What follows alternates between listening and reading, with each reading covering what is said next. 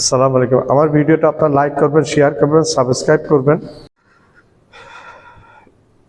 ইতালির প্রধানমন্ত্রী বাংলাদেশকে বর্তমানে মর্যাদা দেওয়ার কারণে বোঝা যাচ্ছে বাংলাদেশের মর্যাদা কোথায় গিয়ে উঠেছে, কোথায় পৌঁছেছে।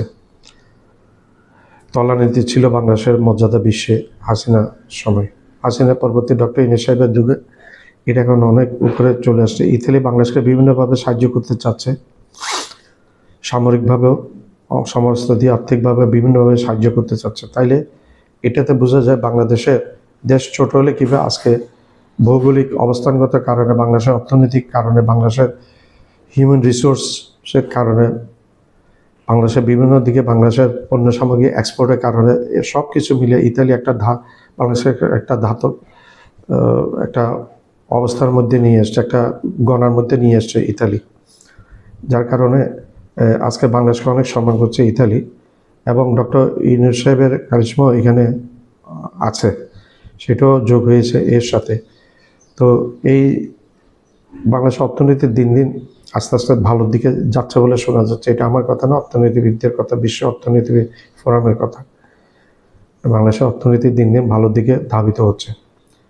তো আমার এই ভিডিওটা না টেনে পুরো ভিডিওটা দেখার চেষ্টা করবেন, আশা করব উপকৃত হবেন। লাইক করবেন, শেয়ার করবেন, সাবস্ক্রাইব করবেন, বেল আইকনটা প্রেস করবেন, সাবস্ক্রাইব করতে ভুলবেন না।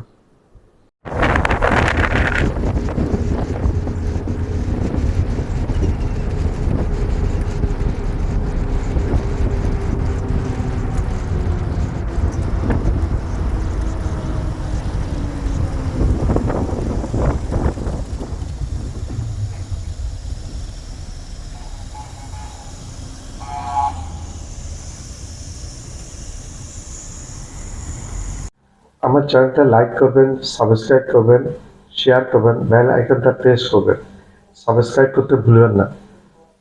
ইতালির মতো পরাশক্তি দেশ যখন বাংলাদেশকে স্যালুট জানায়, তখন সন্দেহ থাকে না যে বাংলাদেশের মর্যাদা বিশ্ব দরবারে আজ কোথায় গিয়ে পৌঁছেছে। আর সেই স্যালুট শুধু বন্ধুত্বের নয়, সম্মানের, আস্থার এবং ভবিষ্যৎ শক্তির বিশ্ব কূটনীতির নতুন অধ্যায়ের। তাছাড়া ইতালি বাংলাদেশের সামরিক শক্তি বৃদ্ধিতে সহযোগিতার পরিকল্পনাও করছে। ইউরোপের এত উন্নত দেশ ইতালি কেন গরিব বাংলাদেশকে স্যালুট জানাচ্ছে?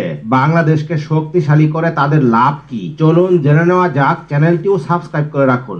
বাংলাদেশ ও ইতালির কূটনৈতিক সম্পর্কের গোড়াপত্তন স্বাধীনতার পর থেকেই। ইতালি 1972 সালেই বাংলাদেশকে স্বীকৃতি দেয়। চলমান বিশ্বের সামরিক ও প্রযুক্তিগত আধুনিকায়ন কার্যক্রমের অংশ হিসেবে বাংলাদেশ নিজেকে দৃঢ় করতে চাইছে, যার জন্য প্রণয়ন করা হয়েছে ফোর্সেস গোল 2030। ইউরোপিয়ান সংযোগ, প্রযুক্তিগত দক্ষতা ও প্রতিরক্ষা শিল্পে ইতালির দীর্ঘ অভিজ্ঞতা রয়েছে। ইতালির আগ্রহ বাংলাদেশের প্রতিরক্ষা খাতকে একটি উল্লেখযোগ্য সম্ভাবনায় পরিণত করা। এর অংশ হিসেবে রাডার সিস্টেম ইনস্টলেশন করে বাংলাদেশকে সহায়তার পরিকল্পনা করছে তারা।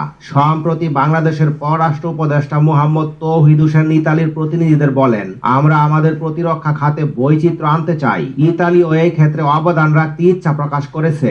তাছাড়া গত মে মাসে বিমান বাহিনী প্রধানের ইতালি সফর ছিল বিমান ও প্রতিরক্ষা নির্মাতা সংস্থা পরিদর্শনের সফর।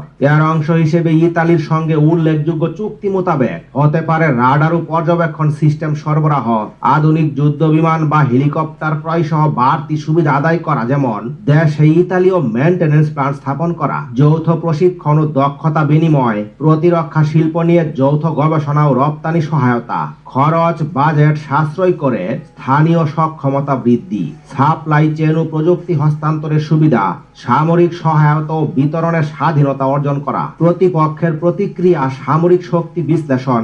এসব সহযোগিতা সফল হলে বাংলাদেশের প্রতিরক্ষা শক্তি এতটাই বাড়বে যে পেছনে ফিরে তাকাতে হবে না।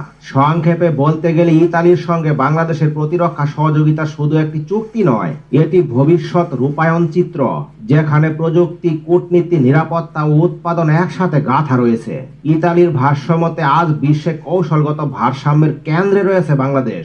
মধ্যপ্রাচ্য, দক্ষিণ এশিয়া, ভারত মহাসাগর সবগুলো ট্রেড রুটের সঙ্গেই যুক্ত রয়েছে এই ভূমি। ইতালির পররাষ্ট্রমন্ত্রী বলেছেন, বাংলাদেশ শুধু বন্ধু নয়, বিশ্ব নেতৃত্বের উদীয়মান শক্তি। কিন্তু প্রশ্ন হলো, কেন ইতালি বাংলাদেশের প্রশংসায় এত মুখর? অর্থনৈতিক সাফল্য ও স্থিতিশীলতা, ইউরোপের অন্যতম বড় শ্রমবাজার বাংলাদেশ, রেমিটেন্সের গুরুত্বপূর্ণ উৎস, বাংলাদেশের দ্রুত শিল্পায়ন ও রপ্তানি শক্তি বৃদ্ধি, প্রতিরক্ষা সহযোগিতার সম্ভাবনা, এয়ারক্রাফট, রাডার ও নৌ প্রযুক্তি নিয়ে আলোচনা, ভবিষ্যতে যৌথ প্রতিরক্ষা প্রকল্পের পরিকল্পনা, গ্লোবাল ডিপ্লোমেসি, জাতিসংঘ শান্তিরক্ষা মিশনে বাংলাদেশ শীর্ষে। সব মিলিয়ে G20 দেশ ইতালির চোখে বাংলাদেশ এখন স্ট্র্যাটেজিক পার্টনার। ইতালি বিশ্বের অন্যতম টেকনোলজি জায়ান্ট। তাদের আধুনিক নৌ প্রযুক্তি, রাডার ও যুদ্ধ বিমান সাপোর্ট সিস্টেম আন্তর্জাতিকভাবে প্রশংসিত। আর বাংলাদেশ স্মার্ট মিলিটারি আপগ্রেডের পথে। এর মানে সামনে ভয়ঙ্কর শক্তিরূপে আবির্ভূত হতে যাচ্ছে বাংলাদেশ ইতালি ডিফেন্স সহযোগিতা। ইতালি আজ সেলুট দিচ্ছে, আগামীকাল হয়তো আরো অনেক দেশ এই সারিতে দাঁড়াবে। এটাই নতুন বাংলাদেশ, অর্থনীতি, কূটনীতি ও সামরিক শক্তির সমন্বয়ে সমৃদ্ধ, বিশ্বমঞ্চে মাথা উঁচু করে দাঁড়ানো এক গর্বিত শক্তি।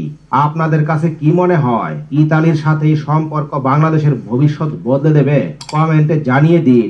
ভিডিও ভালো লাগে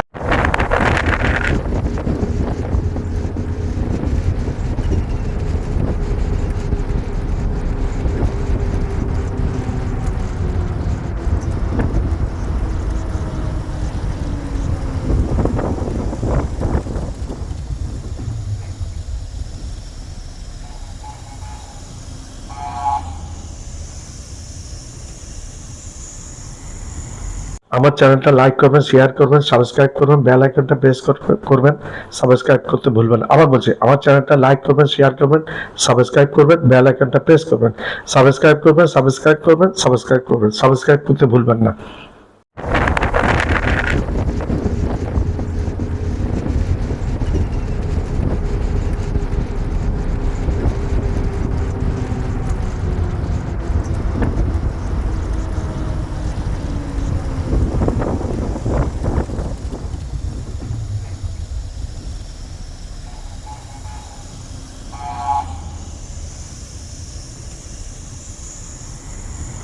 আমার চ্যানেলটা লাইক করবেন, শেয়ার করবেন, সাবস্ক্রাইব করবেন, বেল আইকনটা প্রেস করবেন, সাবস্ক্রাইব করতে ভুলবেন না। আবার বলছি, আমার চ্যানেলটা লাইক করবেন, শেয়ার করবেন, সাবস্ক্রাইব করবেন, বেল আইকনটা প্রেস করবেন, সাবস্ক্রাইব করতে ভুলবেন না।